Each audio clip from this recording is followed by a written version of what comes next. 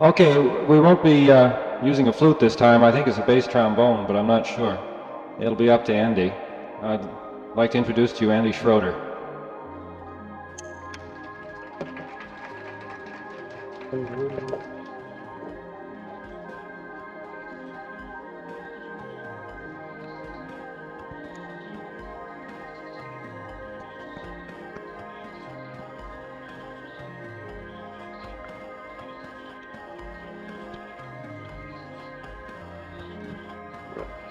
Normally they hang you after a reading.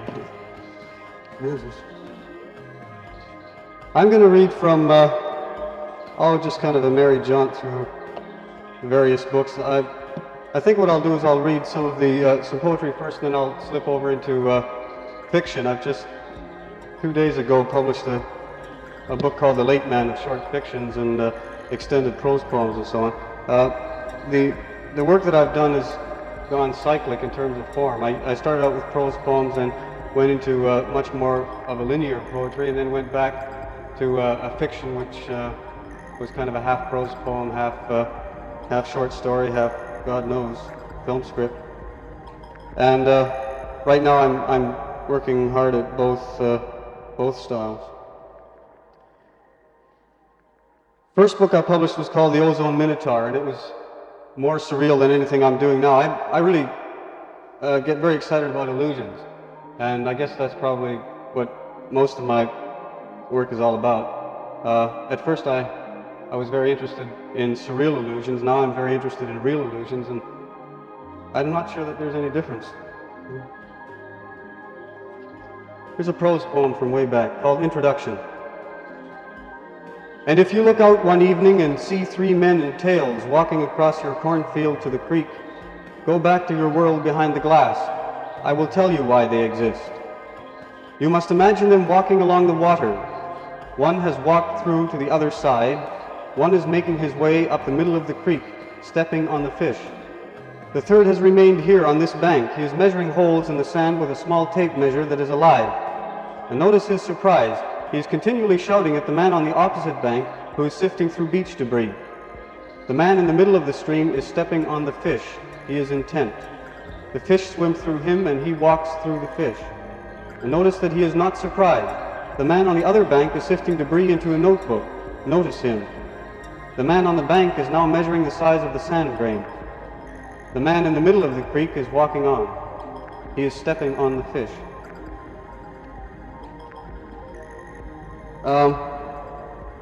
After I found out that you couldn't live by writing poetry, I took a job with CPR. It doesn't really sound like a very logical progression, but anyway, it was a teletype machine that they put me on. I think I lasted about 4 days, but I got a poem out of it, and it's entitled Cables.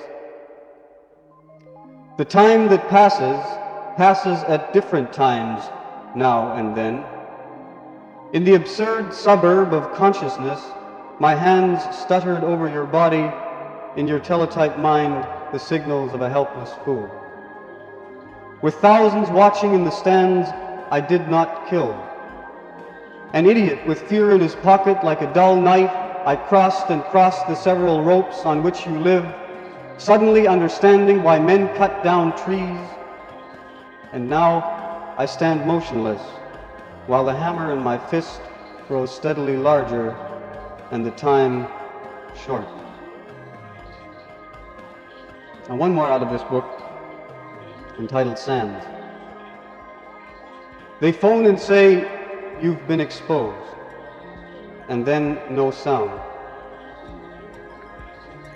I tighten things, the silver in your nails begins to drift through rusting wood, and then no sound. Uncovered voices that have dried. I nail the night against the roof, you rustle, overgrown with wind, the trees lie down and cover themselves with leaves, and then no sound. You suddenly grow voices. We are grinding up the sun, you say. I see the colors that have died, the rustling links that disappear into the back of night, and I outside, my arms around the roof that guards me from the wind. And then you leave, wild, like a man in the skin of a bear that is not yet killed. This next book, File of Uncertainties, I suppose was kind of created when I woke up one morning and was overwhelmed with my own ignorance. So I decided to write a book about it.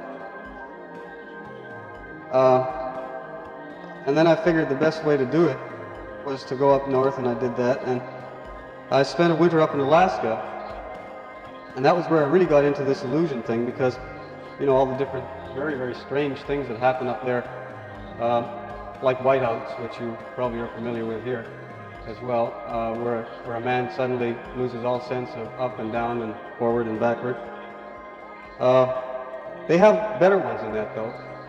They have, until the snowmobile rolled around, when people used to mush around with dogs yet, they'd continually have this happening. A man would set off from one village for another with his dogs, and he'd be perfectly well dressed and perfectly well fed and apparently perfectly sane. And the dogs would arrive and the sled would arrive, but the man wouldn't, and they possibly found him, possibly not. But no one could ever understand what would make a man suddenly step off his sleigh and walk off in an entirely different direction to die, when he certainly didn't have it on his list of things to do when he left. They still haven't figured that out. Maybe it has something to do with the fact that man's body is made up of such an incredible percentage of water, and very strange things happen to water up there.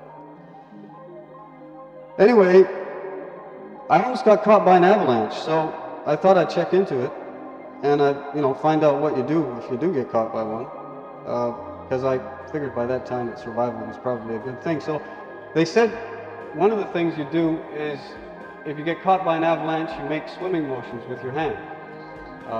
I guess the idea is it kind of tends to keep you close to the surface, which is a good place to be. Now, the lovely illusion part, which really intrigued me, was that a man can survive under the snow up to a depth of approximately 6 feet, but only for a certain period of time. And apparently the closer you are to the surface, the better your chances are.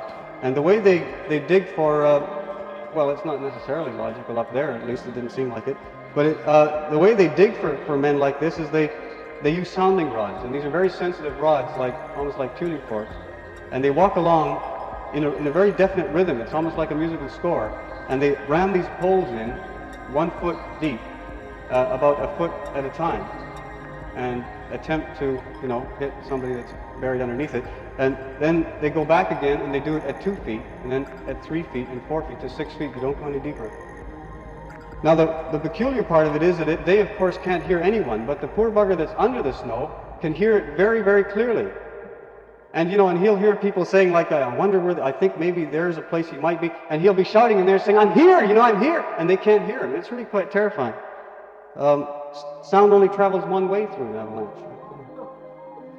Anyway, let me read some poems about it. File of Uncertainties was written in a very short time and mostly about the same thing, and you'll find recurring images all the way through, stylistic things that are similar all the way through. And the poems, because they match together fairly tightly, I didn't bother even naming them. I just numbered them because they're all part of the same sequence. This is number 4. All night I dream snow.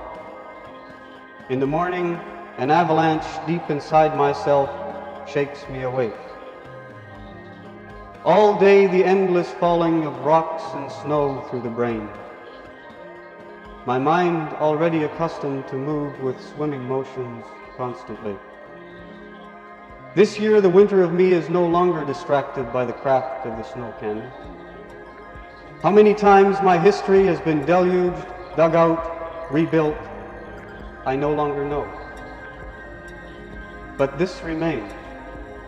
Always in the ensuing silence, the scrape and sigh of distant shovels.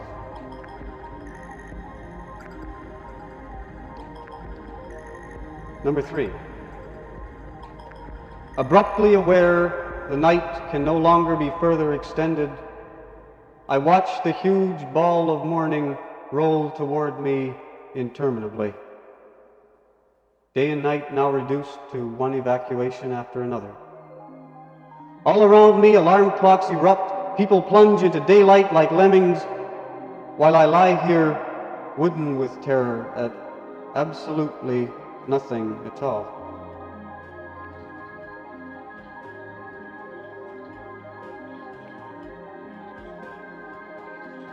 Daylight under protest. The glass beside the bed still only a mass of molecules. Even the woman beside me, an unrecognizable, moving thing. Another morning caught, not yet properly crystallized. Dumbfounded that the chair and I can exist together in the same room. How to climb beyond such amazement to the safety of my next breath. My first suspicion, somewhere at the fingertips of myself, now beyond and between myself. I mistrust a brain delighted at every turn to plot its own destruction. By now, I am moved only by the muzzle of the gun I hold at my own head.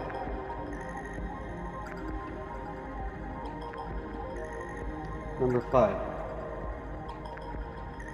The drum beats, and every man thinks of his own war. In the morning, the cold muzzle of daylight aimed at my head. I lurch to my feet. Smoke and rubble of an exhausted night, the black center slowly begins to overexpose. And now it remains only to define and determine the whereabouts of the enemy.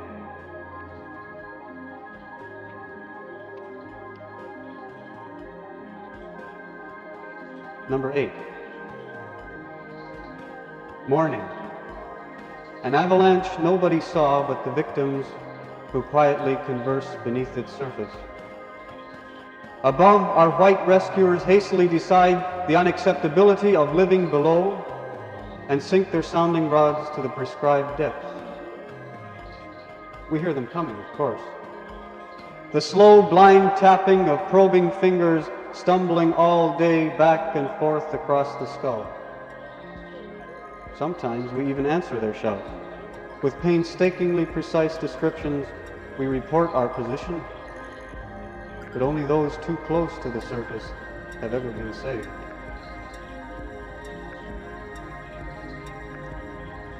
I took up skydiving after I came back, and because, yeah, believe it or not, it had very similar illusions going for it again. When it's much like the whiteout, when you jump off an aircraft and it banks away, generally to your left, then you suddenly lose all points of reference. And because the earth below you is much too far away to really mean anything, and your parachute is still on your back, in other words, not open, so you haven't got anything above you either. You suddenly get hit with this incredibly stony silence, and absolutely nothing happens. I mean, you don't fall, you're not moving, you're not even really thinking because it's so suddenly quiet, and it seems like everything just freezes. And in fact, you're falling at about 300 feet a second, but you have no sense of it whatsoever. And you just stand there in the sky and kind of look around, and nothing is going on. Which is why you're not supposed to be stoned when you skydive, because sometimes people tend to forget, you know.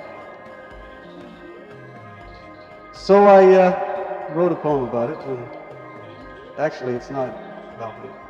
It's number 9 is what it is. When the night slows and opens its door to the faint signal of dawn, I climb out onto the strut, crouch low, flex slightly, and push off, spread-eagled into the vast, cold rush of morning. Night banks away like a startled bird. A short fluttering, then light billows out above me in a scattering of silk. Morning clutches its harness about me in a clutching grip. I reach for my steering lines to clarify my position. Far below, the day sprawls thinly in all directions. Small, clear incidents of light flash and diffuse, a cubist landscape of immobile space, inert squares, green, brown, and curving silver. Above, the half sound of a half breeze in the canopy, sighs and coughs. This descent is no descent at all, but passing time, recognized only in retrospect. Day rises past my brain like a smoke. I stand motionless on the sky, watching the world approach. This much seems true. The illusions of a vertical and horizontal life are the same. trudging through sky or slanting across land is equally abstract. Man still remains his own worst navigator, and the target as perverse as hunted thought. The ground winds stiffen now. The horsehair of the breeze sings through the lines like shredding light. Impatient too, the frayed wind indicator stands where the night and daylight intersect and urges westward. Over me, the triangle of darkening emptiness widens like the wake of a fading past. Below, the ground dilates in sudden surprise. I loom ever larger toward evening, break noiselessly through the thin defense of horizon, and drop. Around me, the black silk of midnight collapses like a burst hatred.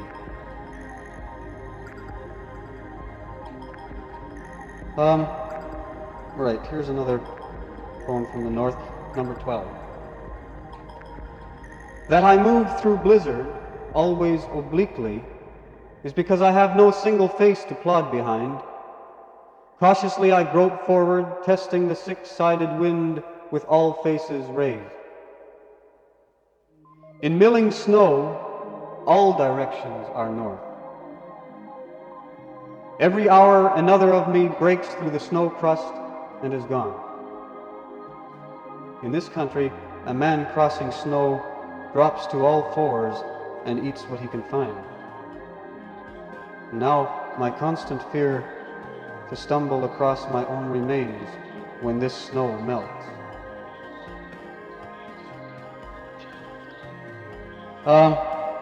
I think I'll just let that go for a minute there and go to some prose, and then I'll just read some unpublished poems.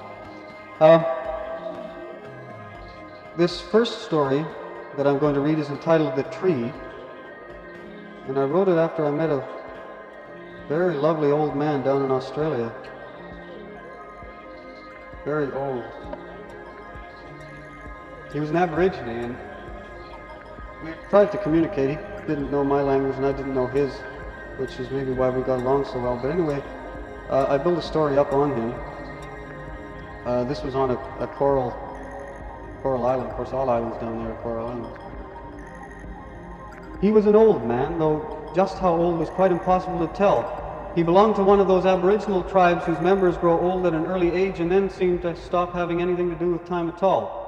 He was introduced to me simply as a displacer of stone, a man who spent most of his time down at the beach lifting and replacing the jagged chunks of coral in search of whatever he could find. It was mentioned that his father had lowered the first fishing nets into the Maktoum River. He was an unperturbed old man, almost always smiling and nodding his head and trying to interest me in this or that triviality, often raising his calloused, almost black finger and delivering himself of little wisdoms which were translated to me as, "People have more fun than anybody," or, "In the days after the great heat, the heron sticks his legs into his pockets and flies elsewhere," or even the more unfathomable, "In a land of little water, men weep less but take more women." Day after day I saw him wading along the beach at low tide, patiently turning over rocks, his fingers making quick darts into the water as whatever lurked beneath the stones blinked in the unaccustomed light and was caught. He dropped everything he apprehended into a smelly brown flour sack which he dragged into his hut at the end of the day, then lowered the curtain. I was never able to discover what he did with all he caught. It was several weeks after I'd met him that I was informed the old man has been told. At first I couldn't understand the information and no one seemed to understand my incomprehension, but eventually I discovered that the old man's death had been officially forecast by the tribal fortune teller that day. After that, there were no more smiles. When I saw the old man later that afternoon, his eyes gloomed and his face hung dully from his skull like his empty sack. He announced to me sadly that he would soon be turning into a tree, that the fortune teller had divined his fate by looking at the seasons to come through the eyes of a dying rooster. I asked if he knew exactly when this would occur, but he merely shook his head and muttered that one would have to be careful where one stood from now on. One would have to be careful where one stood. From that time on, the old man became increasingly clumsy at displacing his stones. His attention was constantly divided between the water and the land, and he appeared always on the verge of making a dash for the line of trees just above the beach. Whenever he stopped to talk on the trail, villagers admonished him that that is not a good place for a tree to stand, and he would hurriedly step aside amongst the bushes, continuing the conversation through the branches. His main concern was that when death became imminent, he would be able to reach an advantageous place where he could continue his life in tree form with relative comfort. For this reason, he rarely dared to stray farther than a quick sprint away from such a spot. Then the days began to grow longer, and the tides receded farther from the land each day. Food grew more plentiful in the village, and fishermen risked deeper and deeper forays into the ocean's belly for sponge. Now in the afternoons, the reef lay exposed for miles in every direction, bearing an ever-increasing expanse of formerly concealed and mysterious sea life. Every day saw the capture of new, colorful, and obscure monstrosities, which the villagers dried and added to their constantly growing string of temple gods. Only Katunga, the old displacer of stones, crouched near his tree line and refused to hunt. The villagers made sympathetic, sorrowful plucking noises and brought the new spirits for him to see. Each time Katunga fingered the grotesque eyes and the ornate scales of each new god, his eyes glowed darkly with a longing to join the search, as a displacer of stones should do. But he held grimly on beneath the trees, turning away. It was 1 or 2 days after the Khantung, the hottest day, that I woke from my afternoon sleep to the frenzied shouting and clanging of pots through the village. Children screamed, footfalls thudded rapidly past my curtain toward the beach, and everywhere I heard the name Katunga. I pushed my curtain aside. The villagers pointed excitedly toward the reef and motioned me to hurry. Far across the treacherous maze of coral, I saw a scattering of people straggling toward what appeared to be an unusually tall, gaunt man, flailing wildly about himself with his arms and legs. Katunga, Katunga, the villagers shouted, and as the tall, gaunt man erupted into strange, jerking convulsions on the distant reef, I began to run. As I jumped and stumbled across the coral-encrusted boulders, I remember thinking angrily, why couldn't he have resisted that temptation? He should have stayed near the other trees where he was, the damn fool. To go out there as far as that is madness, and I almost rammed my foot down on a cluster of poison-filled spine coral and realized I was running much too fast for my own safety. When I looked up again, he was already twice his original size. I stopped. Katunga staggered as if jolted by enormous bursts of electricity, like a giant epileptic. What I had first assumed to be reflections of his arms in the trembling heat were in fact many arms, some longer than others, some already very thick. His torso grew wider, heavier, rippling with straining, rebelling muscles. He was trying to run, to return, but his legs had already become too stiff to give him leverage, and he tottered about until his feet entwined in the coral and anchored him fast. Above, his head disappeared in a burst of leafy green. Now the transformation slowed.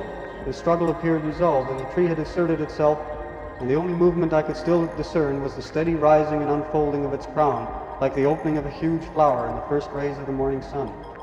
A tentative breeze from the ocean rippled through the branches, swaying it slightly, and I thought for a moment I could still see Katunga trying to find a more solid footing on the slippery reef, but that might have been only my imagination. By the time the first villagers arrived, they found nothing more than an implacable tree. A dark tribesman standing next to me shook his head with a mixture of impatience and sadness. "This is not a good thing," he muttered, looking with some anxiety at the sky. "He has chosen a foolish place. Tonight the winds will be angry from the west and the tides will leap high. He will drown." I hooded my eyes and looked back at the strange tree of Katunga, standing improbably where in a few hours the ocean would return and find him there, a giant plant in a sea meadow, clutching grimly to the rainbow mollusks and rubbery brain coral underneath. "He will be swept away," the tribesman muttered again. "It was a foolish place. He does not know the sea. He will be swept away."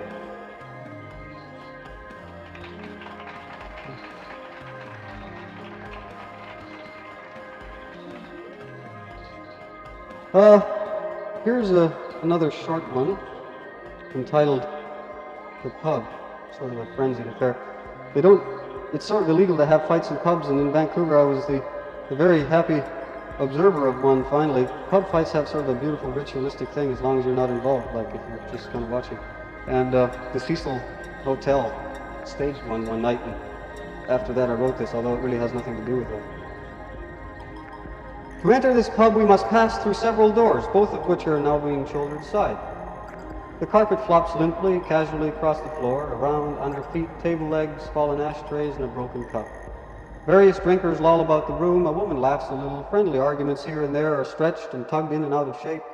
Conversation splashes and drips, foams slightly. It is warm here. The air billows gently against the ceiling and windows, unimportant, careless. A little of everything is everywhere, casually well distributed, never enough to upset what it stands beside. The occasional shout pretends to tip the scales. There's little to remember here, little to keep in mind. We are here because there is little reason not to be.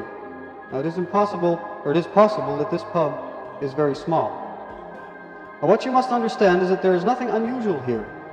Everyone is well worn, congenial, the furniture gently scarred and rounded, familiar to regulars and strangers alike. Light is spread like doilies across the chairs and tables before the bar. The waiter is fat, but not too fat. You will understand, there is an identical pub across the street. A comfortable drone gurgles from the speakers of a brightly lit jukebox in the corner. Several couples dance, the pinball machine clicks and snaps, darts pock into the dartboard. And there, yes, the payphones are all in use, regular calling their friends to come on down, we're having a ball. What makes a slightly unsettling noise is the coal hissing gently off-key behind the grate. The light may be somewhat uneasy here, flickering as it does behind bars. Under certain pressures, glowing coal whistles thinly, like a faint suspicion, but this is easily explained. Two couples sitting on the corner table have stopped talking, but they will soon begin again. The barman throws a glance over his shoulder and spills a little beer. He laughs. Spilling a little beer is a normal thing to do. The couple at the corner table notice this. If the bricks around the fireplace are an angry red, it is because they've been recently painted, possibly to cover a smoke-blackened exterior. Excessive heat may cause the paint to peel, as it appears to be blistering directly above the flames. The mouth of the fireplace arcs in a pained frown. A glass breaks, but the waiter denies this nervously, and upon closer inspection I must admit that it is only cracked. The couple in the far corner have not yet resumed their conversation, and there appears to be some doubt about their staying. The lady appears a little overwrought. Undoubtedly they've had some petty disagreement. Music spills from the corner jukebox, and those dancing step gingerly over and about the puddles of sound. The upturned chair near the center of the pub appears to have been accidentally knocked over by a man with a puzzled expression on his face. The unusual number of beer glasses arrested in mid-movement from table to lips may have unnerved him. He gropes unsteadily for his chair, but he doesn't sit down. The ragged end of the barman's towel flickers in and out about the bar furnishings like a snake's tongue. The only dart player still engrossed in his game has just looked around. His missile flies wide of its mark, veers with a hollow bang into the old rubber tire encircling the dartboard. A woman sitting near the spot where the dart drops to the floor jerks around with a small, sharp cry. Two men have begun to fumble with sudden twitching motions for their jackets. Pulling the coat from the back of his chair, one of the men knocks his beer glass against an ashtray. Glass splinters fall endlessly to the floor. Identical sounds from another part of the pub may be due to a similar incident or simply an echo fracturing in the stunned silence. A jagged rippling of movement jerks the drinkers about like puppets. A woman has begun to scream. The barman makes a movement toward her, and another man snaps into motion like a spasm. There's a sound of a blow overlapping a terrified whimper. Blurred faces stretch, become a gaunt assortment of question exclamation marks. Light hurls itself against a beer tap, deflects, cascades across the counter, foaming and hissing. Something bursts. There's a hollow thud as enclosed spaces erupt. Wood cracks, metal screams out of shape and ruptures in all directions. Fists become hammers, shoulders, bulldozers. Everywhere, everything shifts, totters, gropes for collapse, until the shouts and blows tangle, weave madly in and out between the flailing arms and legs, soon quickly stiffen into a thick curtain and collapse. Darkness hardens to a rigid black, sound only of dust drifting. When the dust has settled, the damage is shaded in. 2 chairs have been overturned, a table disarranged, 2 beer glasses are cracked or broken, and an ashtray chipped. The barman stands rigidly behind his counter, rubbing a beer tap senselessly, over and over again with jerky, idiot movements. No one moves anything anywhere. Several people sit or stand about in impossible positions. A woman babbles quietly to herself in a far corner facing the wall. Nothing is happening.